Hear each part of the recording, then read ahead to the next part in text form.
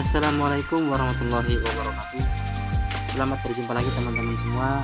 Kali ini kita akan membahas tentang cara memperbesar dan memperkecil huruf secara otomatis atau dengan mudah pada program aplikasi Microsoft Word tahun 2010. Teman-teman semua, ketika kita menggunakan Microsoft Word, mungkin di beberapa tulisan atau teks tersebut terdiri dari judul dan isi, dimana judul biasanya itu akan lebih besar ukurannya daripada ukuran isi dalam teks tersebut.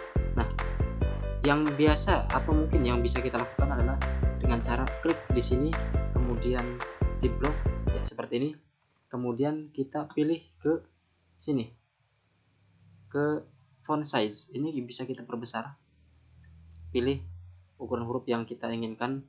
Namun kali ini kita akan membahasnya dengan cara yang lebih mudah. Nah, bagaimana cara tersebut? Berikut adalah langkah-langkahnya. Jadi teman-teman semua, ketika kita menginginkan ukuran huruf pada sebagian teks tersebut berbeda atau ukuran lebih besar atau lebih kecil, maka selain dengan cara tersebut di atas, maka langkah yang paling mudah adalah begini. Jadi mouse-nya gerakan ke sini, kita blok terlebih dahulu ya. Arahkan keluar teks boundaries ini, klik sini. Ini otomatis ke blok. Bisa tarik ke bawah, ini ngeblok juga. Ya. Misal kita akan merubah ukuran huruf pada judul tersebut. Blok, kemudian arahkan atau tekan tombol kontrol pada keyboard. Ya. Tombol kontrol pada keyboard, kemudian tekan tombol kotak siku yang ke kanan. Ini untuk memperbesar ukuran huruf ya, seperti ini.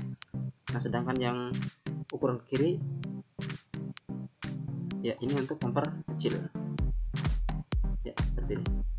Ini akan lebih mudah dan pekerjaan akan lebih cepat diselesaikan.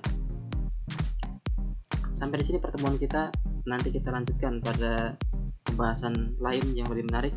Semoga bermanfaat. Terima kasih. Wassalamualaikum warahmatullahi wabarakatuh.